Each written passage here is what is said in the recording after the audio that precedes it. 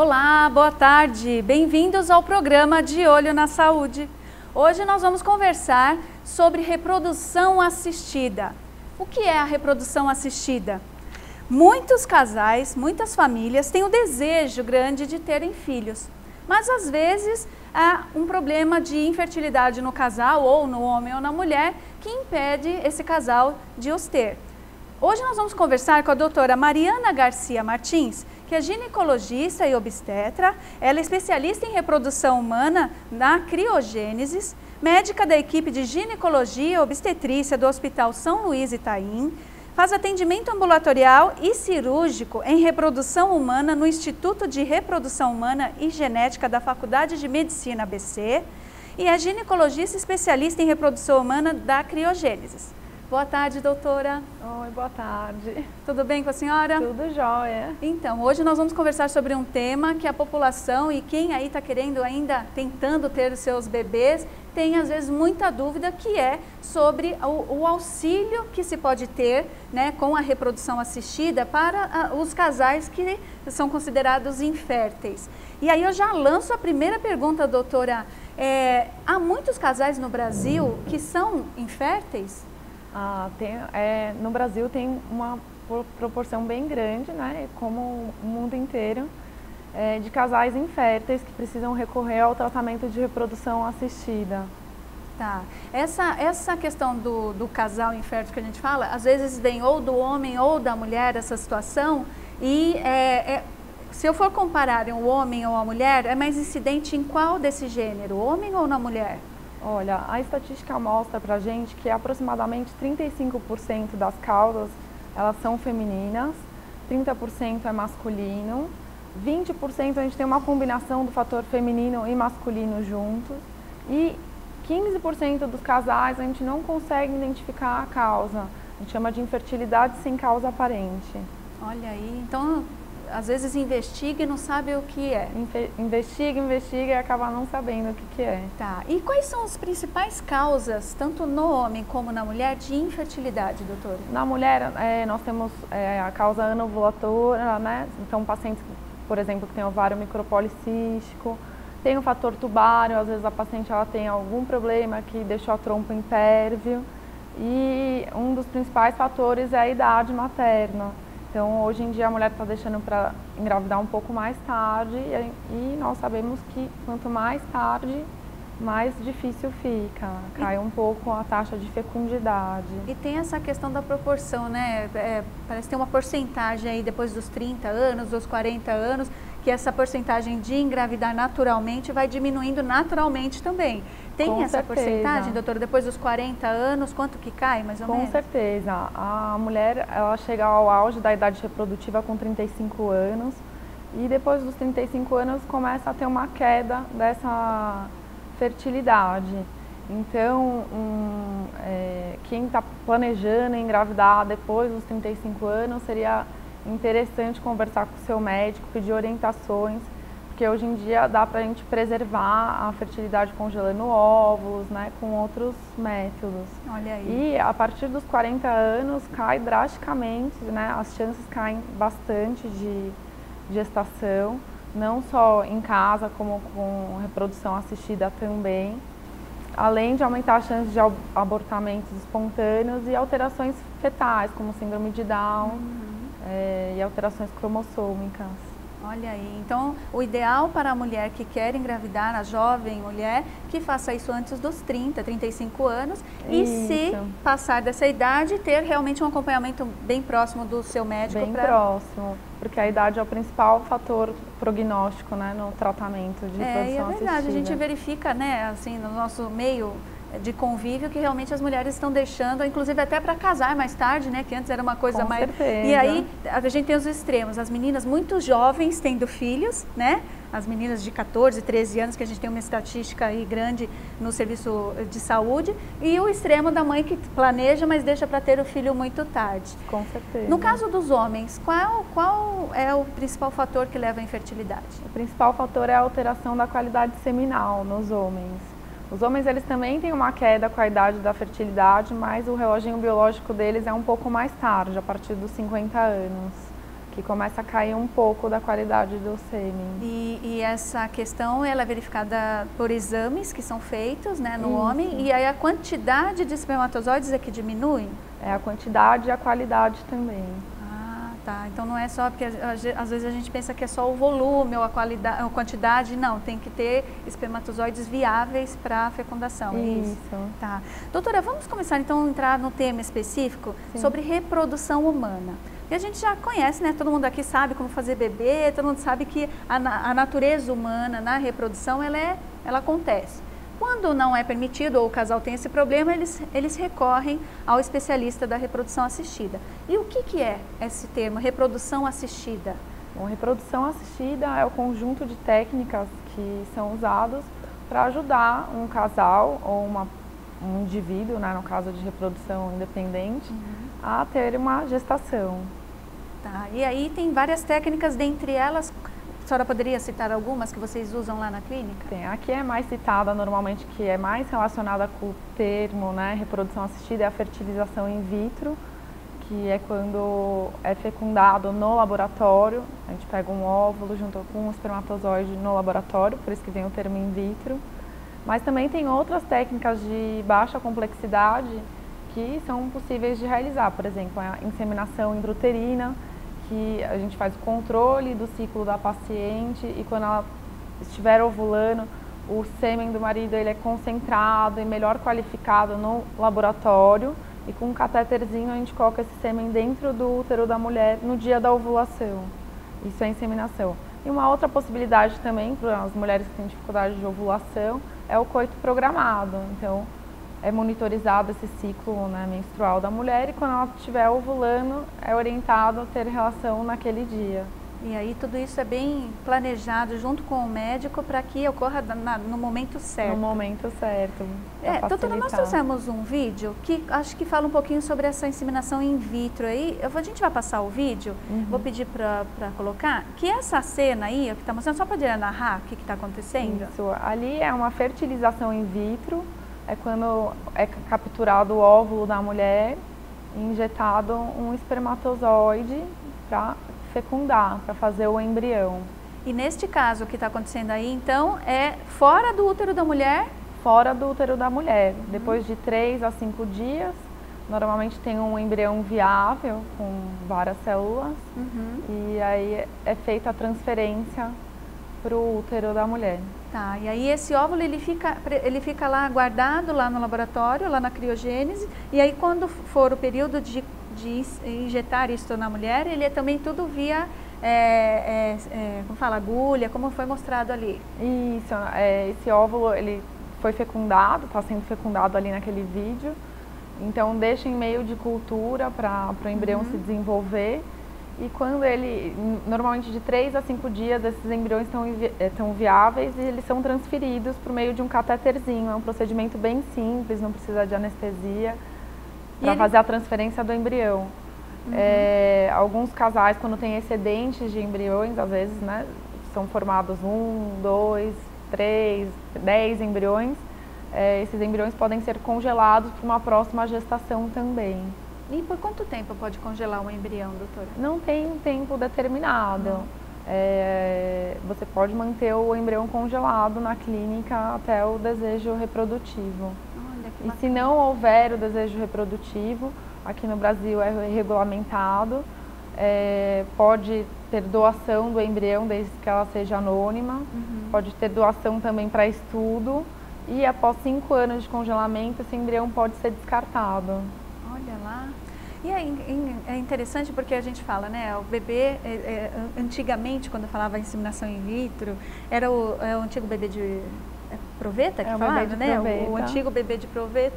E aí, essa inseminação que é feita fora do útero, ela é fertilização que fala, né, o termo. E aí era colocado como se fosse solto no útero lá depois. Ele é colocado junto com um meio de cultura, né, num lugar adequado dentro do útero. Dentro do útero. Isso. Tá. E aí o próprio embrião que está ali, né, já é um embrião, ele que vai fazer agora a função e o próprio útero, fisiologicamente, de agregar ele no útero para fazer a gestação. Então, aí, mesmo assim, mesmo sendo in vitro, a gente está percebendo que é uma coisa também muito fisiológica, né? Muito porque você fisiológica, tá fazendo... depende da implantação do embrião no útero para o sucesso do tratamento. E a percentagem, assim, se a gente for falar o sucesso do tratamento para engravidar nessa situação, assim, fazendo a inseminação artificial? Então, o sucesso do tratamento em reprodução assistida, ele depende um pouco da técnica e também de cada caso clínico. Então, por exemplo, para um coito programado, o sucesso gira em torno de uns 15%. Para uma inseminação intrauterina, que é aquela que coloca o sêmen preparado dentro do útero da mulher, o encontro do espermatozoide com o óvulo vai ser realizado no organismo da paciente, a gente tem uma taxa de mais ou menos 18% ou 20%. E a fertilização in vitro, que foi a do vídeo, que é o bebê de proveta, gira em torno de uns 40%, lógico, dependendo muito da idade da paciente, do fator de infertilidade do casal ou do indivíduo. Tá. Tem algumas pessoas que têm dúvida, doutora, sobre a questão da pílula do dia seguinte se interfere na fertilidade. A senhora poderia dizer se isso é verdade ou não interfere? É verdade. A pílula do dia seguinte, se ela for usada muito frequente, né? Muito frequente, ela pode gerar um descontrole do ciclo menstrual, interferindo na ovulação e acaba interferindo na fertilidade da mulher também. Então, a pílula ela é feita para ser usada esporadicamente e quando usada muitas vezes, ela acaba perdendo o seu efeito também, né, da anticoncepção emergencial.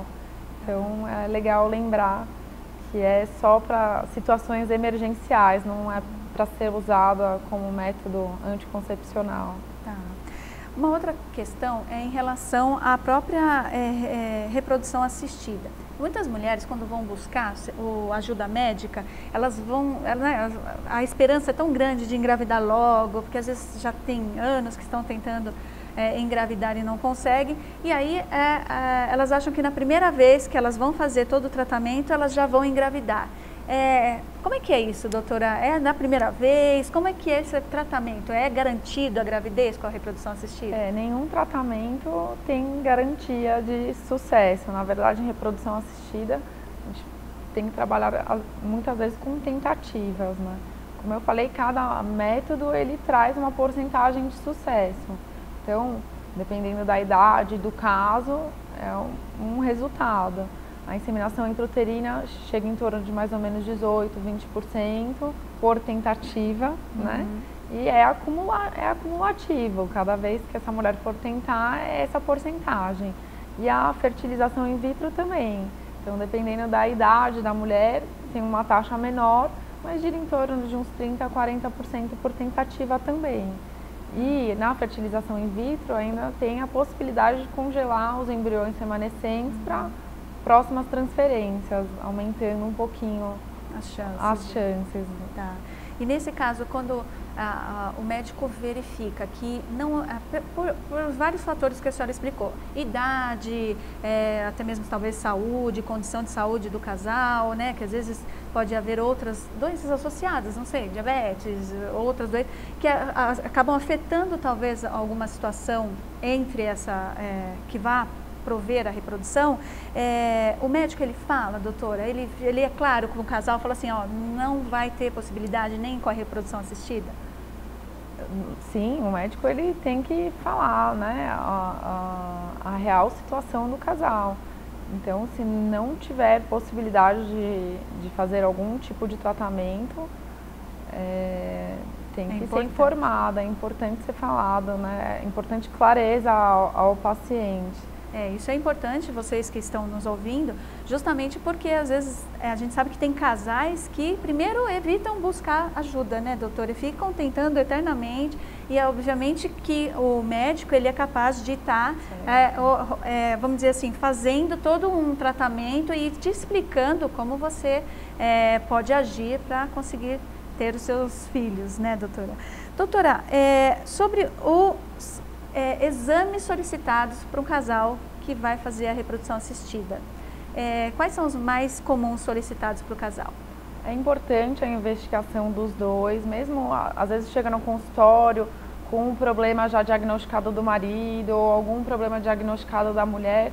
É importante sempre a investigação dos dois para a reprodução assistida. Então, normalmente, são exames laboratoriais. Para a mulher, através de exames de sangue, é avaliada a função ovariana e as sorologias, para ver se não tem nenhum problema com alguma infecção. É avaliada também as trompas, através de um exame que chama esterossalpingografia. E a gente pode pedir alguns exames para avaliação da pelve feminina. Normalmente o exame básico é uma ultrassonografia para saber como estão os ovários, o útero. E se for necessário, quando tem alguma queixa ou alguma coisa do quadro clínico, a gente pode pedir uma ressonância de pelve e alguns exames complementares. O do homem, o exame básico é espermograma, a não ser que tenha alguma outra alteração. Mas é basicamente isso. Para ele é pedido também sorologias para saber se o casal ele é saudável para ter uma gestação. É que a gente também tem casos, né, doutora? A senhora que é ginecologista e obstetriz, tem muitos casos de mulheres que hoje se casam novamente ou tem outro relacionamento e querem reverter às vezes uma laqueadura ou uma...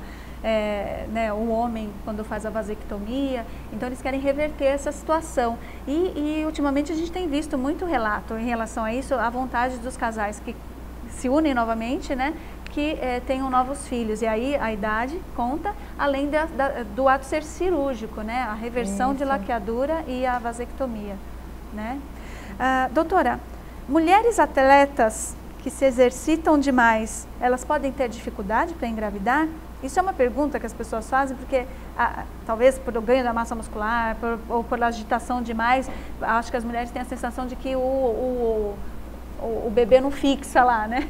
Como é que é isso? Assim, a mulher que tem uma rotina de super atleta, ela, por alteração, por estresse, né, aumenta alguns hormônios e também pelo baixo índice de gordura do corporal, pode interferir no ciclo menstrual, causando anovulação, a não ovulação, né? Algumas dessas mulheres entram até em amenorreia, que é a ausência da menstruação, por causa disso. Então, interfere sim na fertilidade. É o que acontece também com algumas mulheres que têm distúrbio alimentar, que são muito magras e têm uma porcentagem de gordura muito baixa, uma gordura corporal muito baixa. Mas, algumas superatletas também, elas não... permanecem com o ciclo menstrual inalterado e engravidam do mesmo jeito. Uma pergunta que eu acho que tem tanta gente ali que deve estar assim com a pulguinha atrás da orelha perguntando: será que a reprodução assistida, ela provê sempre gêmeos?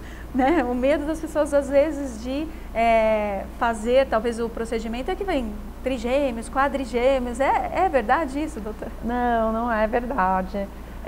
Com reprodução assistida, tem uma taxa de 70% de gestações únicas, 27% de gestações gemelares, que é maior do que a população geral, mas tem, e mais ou menos 3% de trigemelares. Mas a tendência mundial é transferência de um embrião só e de melhor qualidade. Porque a gestação gemelar, né, a gestação múltipla, ela traz alguns riscos também, tanto para a gestante quanto fetais, como trabalho de parto prematuro, diabetes gestacional, hipertensão gestacional. Então, a gestação única, ela é mais saudável. E a gente sabe também, aí apareceram várias novelas, na mídia apareceu muito, a questão de quando não há jeito, a mãe não consegue gerar no seu útero o bebê. E aí a gente sabe que tem às vezes a própria mãe da mulher que quer engravidar, né, ela cede o seu útero para que isso aconteça. A gente sabe que tem hoje com a questão dos casais homossexuais, né, que também tem essa situação de que a gente pode chamar talvez de barriga, não de aluguel porque não é permitido, mas uma barriga emprestada de outra pessoa para que gere essa criança. Acontece bastante, doutora, hoje, quando as mulheres não conseguem fazer a inseminação artificial? Quando a mulher tem algum problema uterino, algum problema sistêmico que impede de ter a gestação, pode sim, hoje em dia, ter, né, a barriga de aluguel, que na verdade a gente pode chamar de barriga solidária, né, ou útero de substituição, mas é regulamentado aqui no país. No país é proibido o uso de órgãos humanos em comércio, então não pode ter um vínculo financeiro com esse tipo de tratamento. Então, pelo Conselho Federal de Medicina, é possível fazer útero de substituição com parentes até 4º grau, então tias ou primas do casal, enfim. Mas quando não é possível, às vezes o casal não tem uma mulher, né, disponível ou que possa fazer esse útero de substituição, podemos entrar com uma carta de autorização para o Conselho Federal de Medicina, solicitando, mas desde que não tenha fins financeiros para isso. Uhum. E a incidência aqui no Brasil, como é que é? Tem crescido, né, essa procura? Tem, a reprodução humana aqui no país tem crescido muito, e quando não é possível da paciente gerar, pode-se recorrer sim ao Conselho Federal e normalmente temos a autorização. Nossa, é muito bacana isso, né? Até por causa dessa questão mesmo dos casais que querem ter filhos, né, e não podem, e acaba aí podendo gerar os seus filhos e cuidando aí pela vida. Doutora, tem um termo que as pessoas às vezes ficam com dúvida, que se chama criopreservação. Uhum. Essa criopreservação tem alguma coisa a ver com a inseminação artificial? A criopreservação é o congelamento de óvulos ou congelamento do espermatozoide. Normalmente essa técnica é utilizada ou quando o paciente vai ser submetido à radioterapia, quimioterapia, ou uma mulher acima de 35 anos que gostaria de preservar a fertilidade, ou alguma mulher que tem alguma síndrome genética na família que entra em falência ovariana precoce. Então, podemos congelar os óvulos pensando num futuro reprodutivo após o tratamento ou mais tarde, como essa mulher tem planejado. Uhum. Hoje em dia está aumentando muito a procura para isso. É importante os pacientes saberem que depois de uma quimioterapia ou radioterapia tem sobrevida após o câncer, e é muito bacana preservar a fertilidade. E as mulheres hoje em dia modernas, né, que estão tendo filhos bem mais tarde, é importante saber que depois dos 35 acaba caindo um pouco a fertilidade, e se for esse realmente o plano, às vezes é bom, importante preservar os óvulos. Olha aí, tá vendo quantas dicas que a doutora trouxe? E como a gente está chegando no finalzinho do programa, doutora, eu queria que a senhora falasse um pouquinho, eu gostaria que eu colocasse o GC da Criogênesis, que é o site, olha lá, www.criogenesis.com.br. Lá nesse site, o que o internauta lá que está nos ouvindo pode ir buscar, doutora? A Criogênesis é uma clínica de reprodução humana e também de congelamento de células troncos. Então, tudo que foi falado aqui no programa, o internauta pode entrar, que tem textos mais explicativos. Também tem um contato, caso tenha algum tipo de dúvida, para ser respondidos. Bom, isso daí, olha que importante, você tem um canal aberto aí com a Criogênesis, que há mais de 10 anos, né, tem experiência nesse mercado brasileiro de criopreservação e reprodução assistida. E também é importante que você saiba que lá neste site, eu andei olhando, muito interessante, também falam outros assuntos que certamente a doutora voltará aqui para conversar conosco sobre célula-tronco, que são assuntos de nosso interesse, de saúde e que certamente repercute na saúde dos brasileiros. Doutora, chegamos ao final aqui do programa. Eu gostaria de agradecer muito a sua participação, certamente nos conduziu a refletir e a entender melhor essa gama de possibilidades que as mulheres e os homens têm para terem filhos, com a ajuda de vocês. Ok, obrigada pela participação. E eu espero tê-la novamente aqui no programa, né? E você continua aí com a programação da Just TV. Te encontro quinta-feira que vem. Até lá!